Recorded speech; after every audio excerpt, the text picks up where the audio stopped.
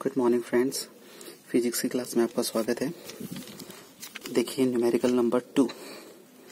एक छड़ को रगड़ने पर उस पर 8 × 10⁻7 ऋणावेश उत्पन्न होता है। छत पर कितने इलेक्ट्रॉन अधिक एकत्र हो गए हैं? छड़ के द्रव्यमान में कितनी वृद्धि हुई है? ये अपन को याद करना है। ये न्यूमेरिकल है। अब देखो, हमेशा एक बात का ध्यान रखना कि हर एक वस्तु में द्रव्यमान होता है। कोई भी वस्तु हो, चाहे वो पिंड हो या कण हो, जहां कण का नाम आते ही अपन ये मान के चलते हैं कि उसमें द्रव्यमान है। अब चूंकि मैंने बताया पहले भी, इलेक्ट्रॉन एक कण है, इसलिए इसमें द्रव्यमान होगा, नो डाउट जरूर होगा। अब इलेक्ट्रॉन का द्रव्यमान होता है, ये आप याद रखें।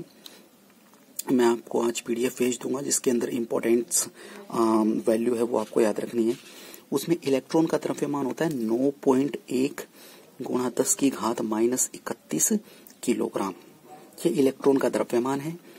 तो इस न्यूमेरिकल में ये पूछा गया कि आवेश इतना ट्रांसफर हुआ है, इस आवेश के कारण कितना द्रव्यमान स्थानांतरित हुआ है वो ज्ञात करना है। तो देखें इसमें इसको कैसे हल करते हैं। चूंकि आवेश मेरे को दे रखा है Q बराबर 8 × 10⁻7, तो अपना फॉर्मूला क्या होता है क्वांटीकरण से? Q बराबर ±ne। ठीक है, तो Q का मान दे रखा है मेरे को 8 × 10⁻7 कूलाम आवेश, और इलेक्ट्रॉन E का मान होता है 1.6 × 10⁻19 कूलाम। Q का मान मैंने यहाँ रखा और यहाँ से E का मान रखा, तो N बराबर निकल के आया 5 × 10⁻12 इलेक्ट्रॉन। देखो यहाँ से 8 से इसको काटा तो 0.2, और 10⁻−7 को 10⁻−19 से काटा तो यहाँ पर बचेगा 10⁻−12। नीचे 2 है, सॉरी 0.2 है, और यहाँ नीचे 10⁻−12, 10⁻−12 ऊपर जाकर प्लस का हो जाएगा, और नीचे क्या है 0.2, पॉइंट हटेगा तो ऊपर एक 0, यानी 10/2। तो वो कटा तो कितना है 5 × 10⁻12 इलेक्ट्रॉन। तो छड़ पर एकत्र इलेक्ट्रॉन की संख्या कितनी हुई? 5 × 10⁻12 इलेक्ट्रॉन। अब चूंकि एक इलेक्ट्रॉन का द्रव्यमान कितना होता है? 9.1 × 10⁻31, तो 5 × 10⁻12 का कितना होगा? इससे गुणा हो जाएगा। भाई सिंपल सी बात है, जैसे एक सेब का मूल्य 4 रुपए हो तो 12 सेब का मूल्य कितना होगा? 12 × 4। उसी प्रकार से एक इलेक्ट्रॉन का द्रव्यमान 9.1 × 10⁻31 है, तो 5 × 10⁻12 का द्रव्यमान कितना होगा? 5 × 10⁻12 × 9.1 × 10⁻31। 10 की घात इधर प्लस के 12, इधर माइनस के 31, ये कटेंगे तो कितना आएगा? 10 की घात -18, और 9.1 को 5 से गुणा किया तो फिर ये आएगा 4.55। तो कितने द्रव्यमान की स्थानांतरण हुआ? 4.55 × 10 की घात -18 किलोग्राम। ये रहा अपना आंसर। तो बेटा क्वांटीकरण में केवल 2 ही प्रकार के न्यूमेरिकल बनते हैं। एक में तो आपको इलेक्ट्रॉन की संख्या या आवेश याद करना है जो कि इलेक्ट्रॉन के रूप में, और दूसरा न्यूमेरिकल बनता है कि द्रव्यमान कितना स्थानांतरित हुआ है, और वो द्रव्यमान है वो इलेक्ट्रॉन की संख्या के आधार पर ज्ञात कर सकते हैं। अब मैं एक बार फिर से आपको कूलाम नियम को समझाना चाहता हूँ क्योंकि बहुत इंपॉर्टेंट है। थोड़ा सा रिवाइज कर देते हैं। देखो, इस नियम के अनुसार 2 स्थिर बिंदु आवेशों के मध्य कार्य करने वाला आकर्षण या प्रतिकर्षण बल दोनों आवेशों की मात्राओं के गुणनफल के अनुक्रमानुपाती और उनके मध्य दूरी के वर्ग के व्युत्क्रमानुपाती होता है। तो ये बात अपन को ध्यान रखनी है। इसका स्टेटमेंट है, जैसा स्टेटमेंट है वैसा का वैसा अपन को याद रखना है। देखो, यहाँ Q1 बिंदु आवेश है, यहाँ Q2 बिंदु आवेश है।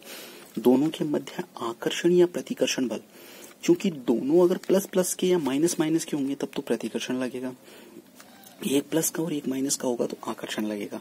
तो प्रकृति तो अपन आसानी से ज्ञात कर सकते हैं, लेकिन इनके मध्य बल का परिमाण कितना होगा, बल कितना लगेगा वो ज्ञात करना है। पहली बात, क्योंकि दोनों स्थिर हैं, बिंदु आवेश है, तो इसलिए इनके मध्य जो बल लगेगा वो स्थिर वैद्युत बल कहलाएगा। स्टेटमेंट के अनुसार जो बल है वो इनके मात्राओं के गुणनफल यानी F समानुपाती Q1 Q2 के। फिर इनके मध्य दूरी के वर्ग के व्युत्क्रमानुपाती, तो F समानुपाती 1/r²। दोनों को साथ में लिखा तो F समानुपाती Q1 Q2 बटा R स्क्वायर, ये अपन को पता चला यहाँ से। अब जैसे समानुपाती साइन हटता है तो आपको पता है कांस्टेंट आता है। मैंने यहाँ पर एक कांस्टेंट का नाम दे दिया के को समानुपाती नियतांक कहते हैं और इसका मान होता है, स्टैंडर्ड मान आपको याद रखना है, रट्टा मार लेना है, 9 गुणा 10 की घात 9 न्यूटन मीटर स्क्वायर प्रति कूलम स्क्वायर। अब के का मात्रक ज्ञात करना है। आपने 11th क्लास में पढ़ा होगा पहले चैप्टर में कि जब भी किसी का मात्रक ज्ञात करना होता है तो उसका फॉर्मूला निकालते हैं। तो के का फॉर्मूला यहाँ से निकलेगा तो के बराबर कितना आएगा, के बराबर आएगा FR स्क्वायर बटा Q1 Q2। तो F का मात्रक क्या है, न्यूटन, R का मात्रक क्या है, मीटर स्क्वायर मीटर, और Q का मात्रक क्या है, कूलम, तो कूलम गुणा कूलम। तो K का मात्रक क्या आया, न्यूटन मीटर स्क्वायर बटे कूलम स्क्वायर, यानी शॉर्ट फॉर्म में इसको लिख सकते हैं NM स्क्वायर ऑब्लिक या अपॉन में कूलम स्क्वायर। के बराबर जो के का फॉर्मूला होता है वो स्टैंडर्ड रूप से 1/4 पाई एप्सिलॉन नॉट होता है। बेटा इसको एप्सिलॉन 0 बोलते हैं, एप्सिलॉन नॉट। ये ई आकार का होता है, ई जैसा, और इसके नीचे 0, इसको एप्सिलॉन 0। ये निर्वात की विद्युतशीलता होती है, किसकी, निर्वात की विद्युतशीलता, और इसका मान होता है एप्सिलॉन 0 बराबर 8.85 गुणा 10 की घात -12 कूलम स्क्वायर प्रति न्यूटन मीटर स्क्वायर। रट्टा मार लेना इसको। निर्वात के लिए निर्वात की विद्युतशीलता होती है 8.85 गुणा 10 की घात -12 कूलम स्क्वायर प्रति न्यूटन मीटर स्क्वायर।